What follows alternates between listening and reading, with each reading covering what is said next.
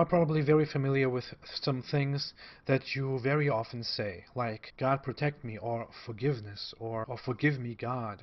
There are so many things that when you say them, you have to say afterwards, God forgive me. You can't make religious jokes. You can never make religious jokes. It's very, very, very bad. People who make religious jokes are terrified. People are terrified of religious jokes. People are even terrified of thinking about the existence of Allah and stuff like that. That's why I was always so afraid.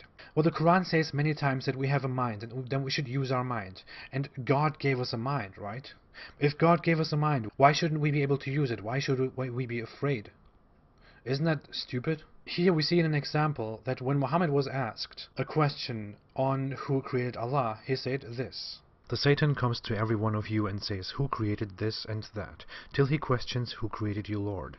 When he comes to that, one should seek refuge in Allah and keep away." I'm sorry, but if you are the prophet of God, can't you explain this? Can't you have an answer on this question instead of saying, stay away from it? That's Satan. That's bad for you. Don't think about it. A religion that says don't think. A religion that says don't question.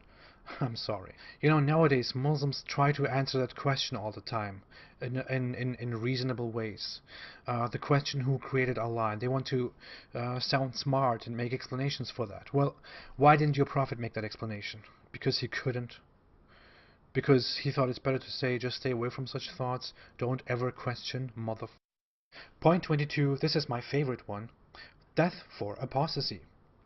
Well, before I left Islam, I knew that the punishment for me leaving Islam was death.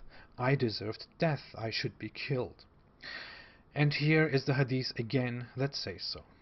Allah's Apostle said, "The blood of a Muslim who confesses that none has the right to be worshipped but Allah, and that I am his apostle, cannot be shed except in 3 cases: in retaliation for murder, a married person who commits illegal sexual intercourse, and the one who reverts from Islam and leaves the Muslims." In another hadith it says that Ali once killed people, burned people who left Islam, and another companion came and said, you shouldn't have burned them, you should have just killed them. That's what Muhammad used to do. Well, Islam is a religion that forbids you from leaving it. How can that be a thing of a good God, who sent you to earth, and who gives you free will?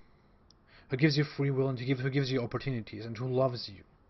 How can it be that if a God loves you so much and creates you and creates other flawed people alongside you, that he wants you to be killed by other creations for leaving Islam, for having doubts? That doesn't sound peaceful, tolerant, and loving at all.